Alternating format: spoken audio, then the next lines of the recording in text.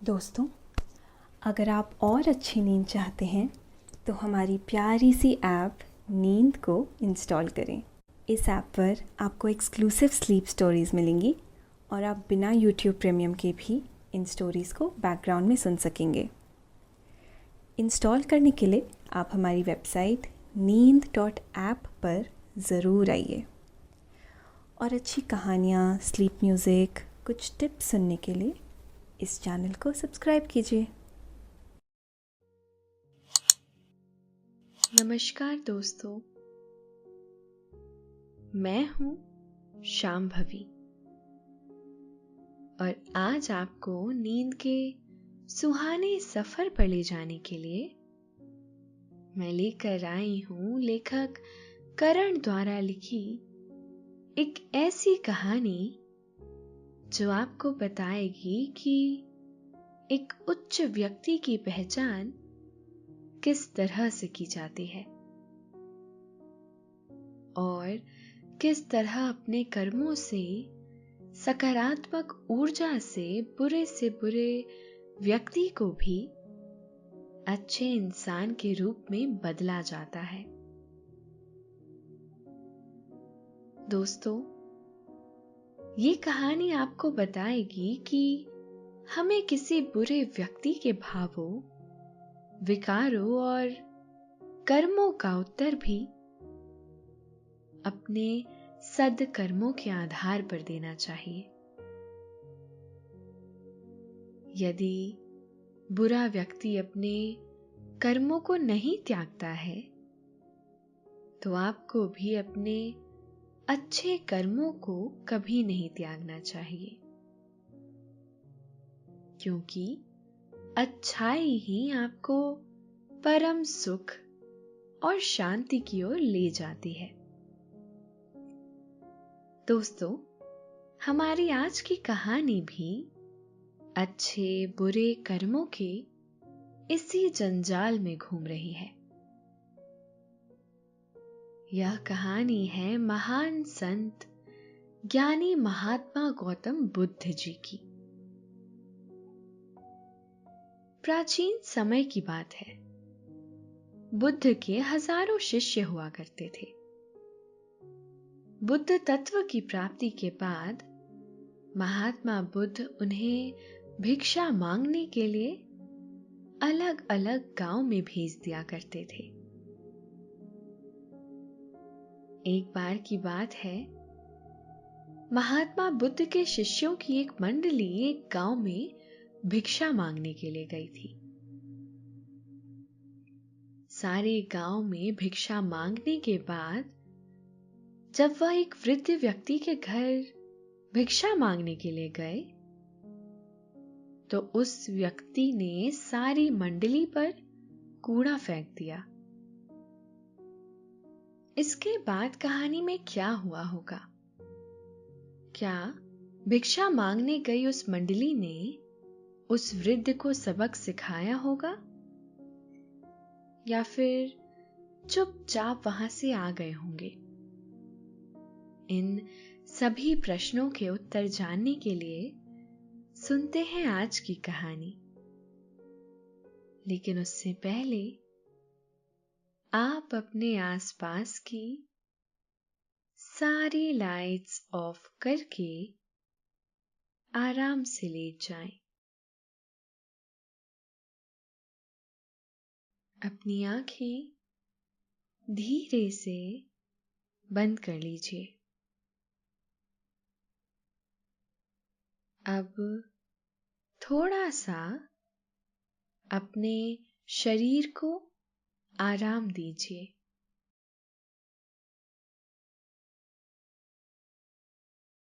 थोड़ा और आराम।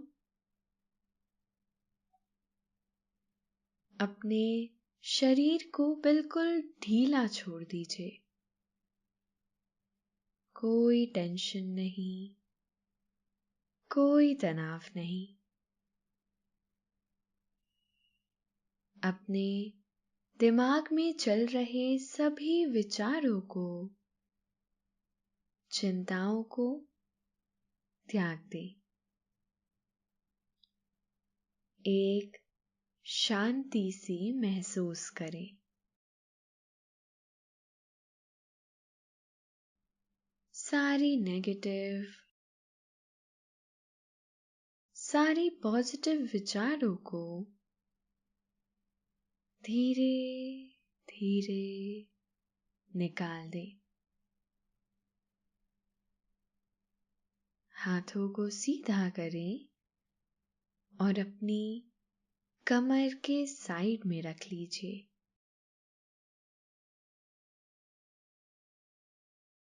अब अपनी सांस पर ध्यान लगाएं। इसको धीमे या तेज नहीं करना है। बस ध्यान देना है कि कैसे वो आपके नाक, गले में होते हुए आपके अंदर प्रवेश कर रही है और कैसे वो वापस गले और नाक के माध्यम से बाहर निकल रही है। मन शांत, एकदम शांत होता जा रहा है। आप बहुत ही अच्छा महसूस कर रहे हैं। खुद को काफी हल्का फील कर रहे हैं।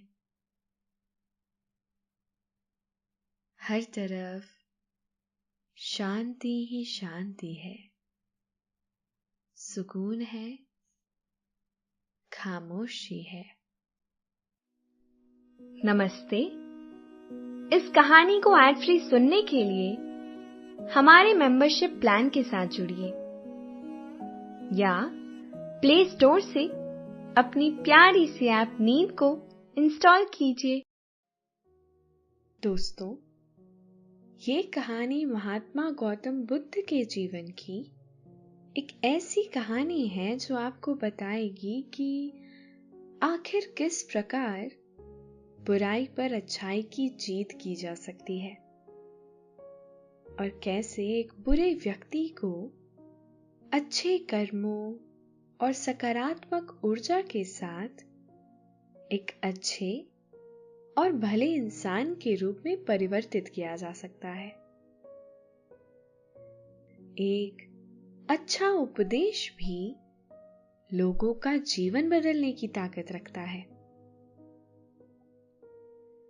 प्राचीन समय की बात है। एक गांव में एक वृद्ध व्यक्ति रहता था।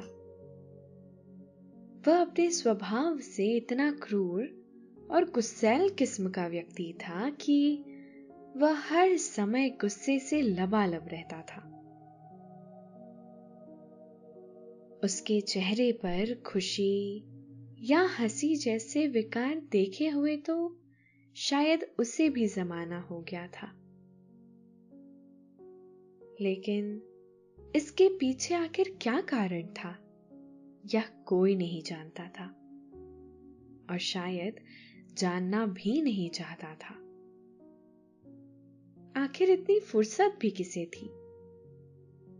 उस व्यक्ति की नजरों में संसार के सभी लोग लोभी और स्वार्थी थे। शायद इसीलिए वह किसी से बात तक नहीं करता था। प्रेम शब्द का तो उसे नाम सुने हुए एक अरसा हो गया था। कभी उससे कोई पूछता या फिर उसे कोई समझाने की कोशिश करता तो वह बिना समय गवाए उस पर चिल्ला देता। हर रोज वह आस-पास से गुजर रहे लोगों को भला बुरा कहता था, लेकिन वृद्ध होने के चलते कोई भी उससे कुछ नहीं कहता था।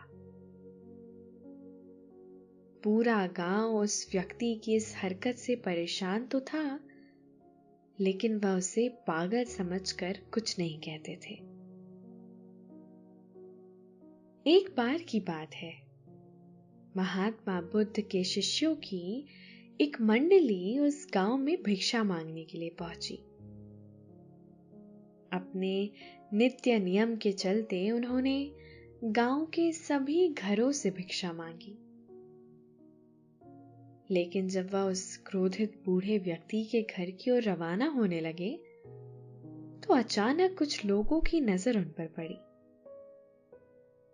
यह देख गांव वालों ने बौद्ध भिक्षुओं की उस मंडली को रोका और उनसे विनम्र भावना से बोले, भिक्षुओं, कृपा करके उस घर में ना जाएं, क्योंकि वहां एक ऐसा व्यक्ति रहता है जो हर समय क्रोध में ही होता है। वह हमेशा लोगों का अपमान करता है और उन्हें भला बुरा कहता है।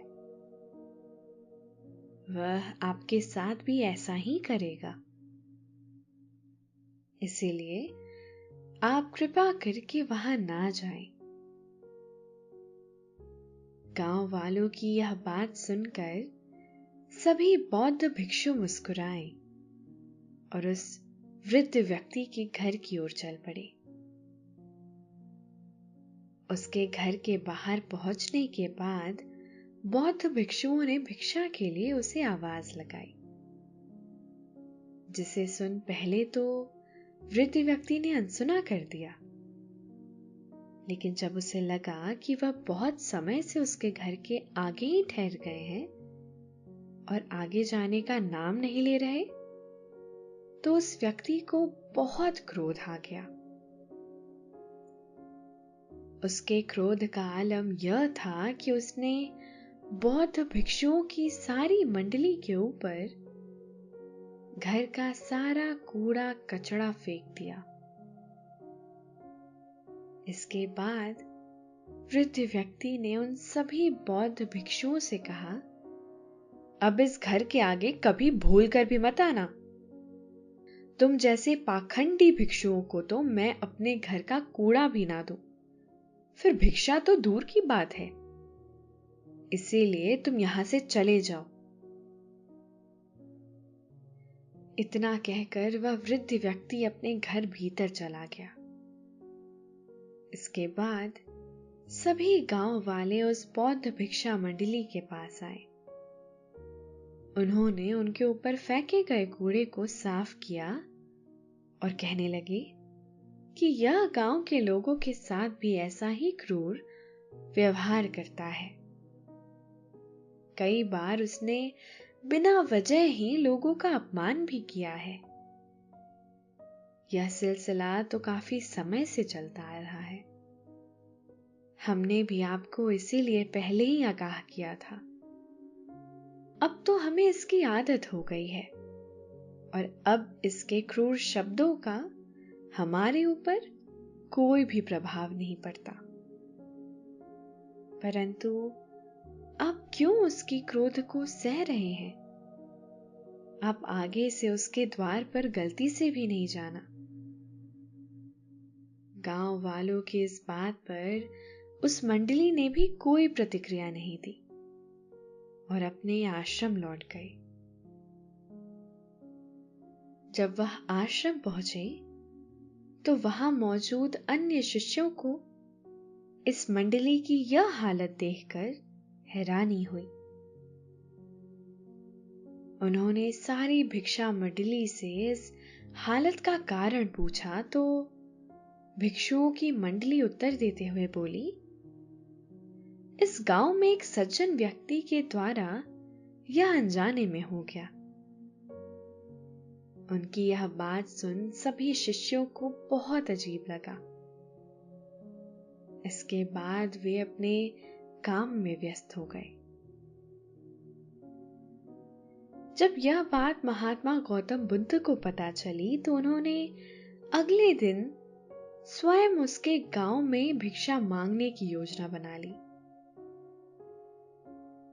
जैसे ही अगले दिन का सूरज आकाश पर चमका, सारी मंडली के साथ महात्मा बुद्ध भी उस गांव में भिक्षा मांगने के लिए चल पड़े। समय बीता और भिक्षा मंडली उसी गांव में पहुंची और गांव के लोगों से भिक्षा लेते हुए वे आगे बढ़ने लगे। दोस्तों, अब से आप आपकी मनचाही दादी और नानी की कहानियों से प्यारी नींद की कहानियां सिर्फ और सिर्फ नींद ऐप पर ही सुन पाएंगे। तो इसी तरह हमारे साथ कहानियों के जरिए जुड़े रहने के लिए आपकी अपनी नींद ऐप इंस्टॉल करें। जैसे ही वह आगे बढ़ने लगे, तभी महात्मा बुद्ध उस वृद्ध क्रोधित व्यक्ति के द्वार पहुंचे और भिक्षा मांगने लगे। गांव के लोगों ने जब यह दृश्य देखा तो वे बहुत हैरान हुए। यह सारा नजारा देख गांव के सभी लोग सोच में पड़ गए। वह मन ही मन सोचने लगे कि कल के अपमान के बाद सारे बौद्ध भिक्षु फिर इसी द्वार पर ना जाने क्यों जा रहे हैं, और इस बार तो उनके साथ महात्मा बुद्ध भी हैं। आखिर ये सब क्या है? समय बीता और इस बार महात्मा बुद्ध ने उस घर से 2 बार भिक्षा मांगी, जिससे वृद्ध व्यक्ति क्रोधित हो गया। उसने महात्मा बुद्ध के साथ भी वही क्रूरतापूर्ण व्यवहार किया और बीते कल की तरह आज उन पर भी घर का सारा कूड़ा कचरा फेंक दिया। इतना ही नहीं, वह क्रोधित होकर बोला, यह लो भिक्षा और जाओ। इसके बाद महात्मा बुद्ध आगे बढ़ गए और यह सिलसिला प्रतिदिन होने लगा। रोज भिक्षु के रूप में महात्मा बुद्ध उस वृद्ध व्यक्ति के द्वार पर आते और भिक्षा की मांग करते, जिसके उत्तर में वृद्ध व्यक्ति उनके ऊपर कूड़ा फेंक देता और उनका अपमान भी करता। प्रतिदिन यह होता देख वृद्ध व्यक्ति को और अधिक गुस्सा आया। उसे लगने लगा कि यह बौद्ध भिक्षु उसे जानबूझकर परेशान कर रहा है। तभी वह रोज भिक्षा मांगने यहां आते हैं। वह बूढ़ा व्यक्ति भी अपने नियम का पक्का था, इसीलिए हर रोज महात्मा बुद्ध पर कूड़ा फेंकने के लिए कूड़ा तैयार रखता था। कुछ परिस्थितियां अपनी जिंदगी में भी ऐसी ही आती हैं, जिनमें हम हताश होकर हार मान लेते हैं, जैसा कि उन गांव वालों ने किया। लेकिन गौतम बुद्ध ने हार नहीं मानी। उन्होंने अपना प्रयास निरंतर रूप से जारी रखा। विद्वान बताते हैं कि यही परिस्थितियां हमें संयम से काम करना सिखाती हैं, जो कि सिर्फ खुद को ही नहीं बल्कि दूसरों को भी एक अच्छी सीख दे जाती है। बहरहाल कई महीनों तक यह सिलसिला चलता ही रहा। ना तो वो बूढ़ा व्यक्ति हारा और ना ही महात्मा बुद्ध का संकल्प कहीं डगमगाया। उधर गांव के सभी लोग यह नहीं समझ पा रहे थे कि क्यों इतना अपमान सहने के बाद भी महात्मा गौतम बुद्ध हर रोज उसके द्वार पर भिक्षा मांगने जाते हैं। इस बारे में गांव वालों ने जब महात्मा बुद्ध से पूछा तो उन्होंने इस बात का कोई भी उत्तर नहीं दिया। एक दिन ऐसे ही भिक्षा मांगते हुए महात्मा बुद्ध उस वृद्ध व्यक्ति के द्वार पर भिक्षा मांगने गए, तो उस दिन उनके ऊपर उस वृद्ध व्यक्ति द्वारा कूड़ा नहीं फेंका गया। यह कुछ अजीब तो था, लेकिन सत्य था। बुद्ध ने अपने नित्य नियम अनुसार रोज की तरह द्वार पर से भिक्षा की मांग की, लेकिन उन्हें घर के भीतर से कोई भी उत्तर नहीं मिला। बुद्ध को लगा कि शायद वह बूढ़ा व्यक्ति घर पर नहीं है, इसीलिए वह वहां से लौट आए। लेकिन अगले दिन वह फिर से उसके द्वार पर भिक्षा मांगने पहुंच गए। लेकिन यह क्या, आज भी उनके ऊपर ना तो कहीं से कुछ कूड़ा फेंका गया और ना ही उनको भिक्षा मांगने पर कोई उत्तर मिला। बुद्ध को लगा कि शायद वह बूढ़ा आज फिर घर नहीं है, इसीलिए कहीं से कोई भी प्रतिक्रिया नहीं दिखाई दे रही। समय बीता और तीसरा दिन आ गया। महात्मा बुद्ध फिर उसी गांव में उसी बूढ़े आदमी के द्वार पर बड़ी ही विनम्र भावना के साथ भिक्षा मांगने पहुंच गए। लेकिन इस बार भी वही हुआ।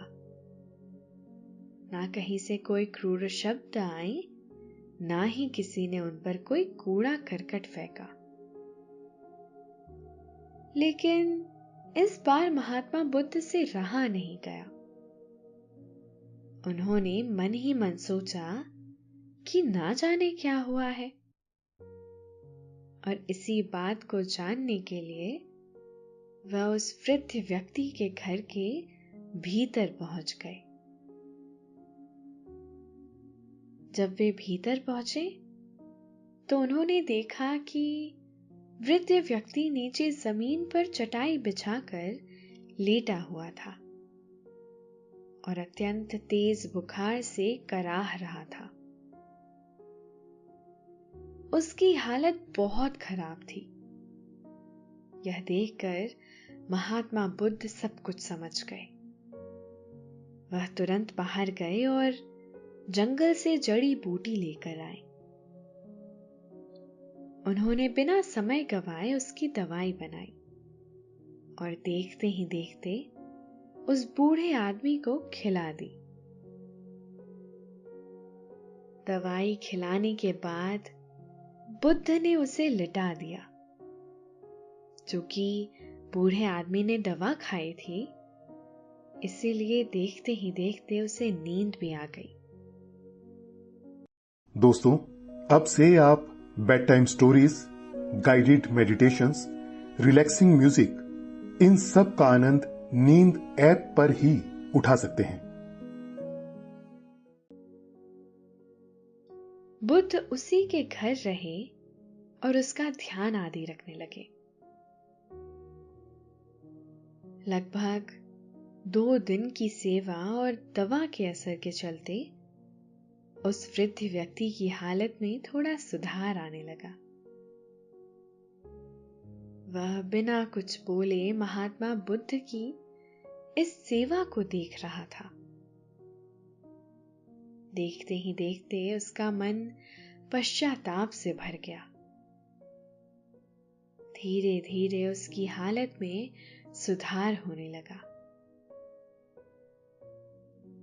जब वह ठीक हुआ, उसने एक दिन हिम्मत करके बुद्ध से कहा, हे भिक्षुक, मैंने आपके साथ इतना बुरा व्यवहार किया। आपको ना जाने कितने ही अपशब्द कहे। आप पर घर का सारा कूड़ा करकट फेंका, लेकिन इसके बदले में आपने इतना स्नेह दिया और इतनी सेवा की। अगर आपके अलावा कोई और व्यक्ति होता तो वह यह सब नहीं करता और मुझे यूं ही मरने के लिए छोड़कर चला जाता। हे भिक्षुक, आपने ऐसा क्यों किया? उसका यह कथन सुन बुद्ध हल्के से मुस्कुराए और बोले, अभी आपको आराम की आवश्यकता है। अपने स्वास्थ्य का ध्यान रखिए। बुद्ध ने उसके पास जड़ी बूटियों से बनी दवा रखते हुए कहा, मैंने कुछ दवाइयां यहां पर रख दी हैं। इसे समय पर खाते रहना। और जब भी आपको लगे कि आपको मेरी आवश्यकता है तो मुझे बुला लेना। मैं कल आपसे मिलने फिर आऊंगा।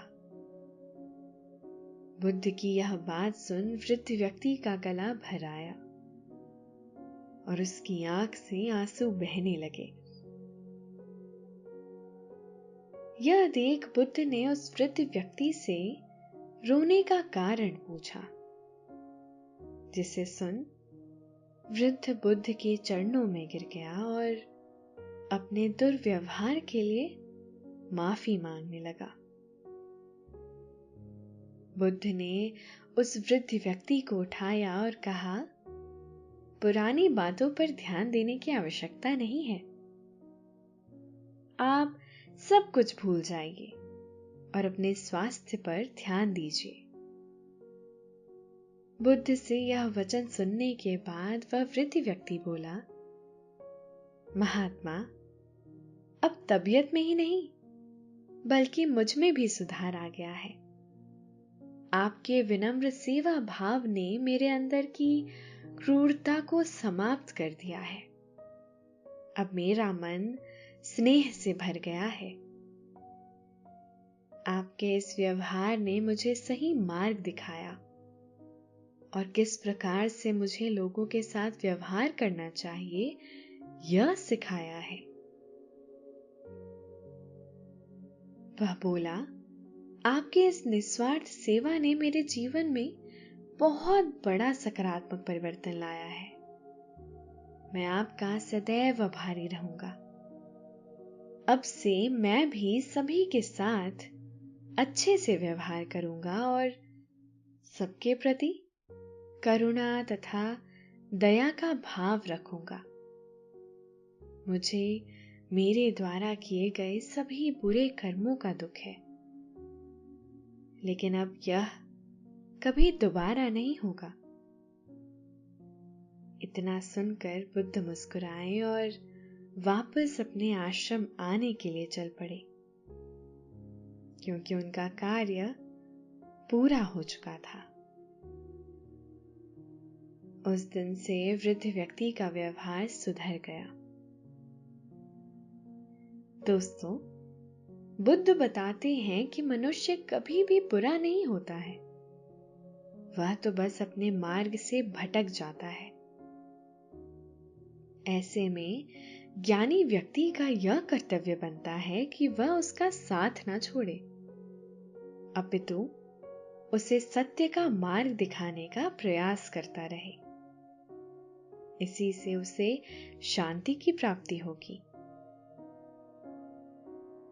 अभी आपने यह कहानी सुनी। अब आप काफी अच्छा महसूस कर रहे हैं और आपको नींद आ रही है। निंदिया रानी धीरे धीरे आपको सुला रही है।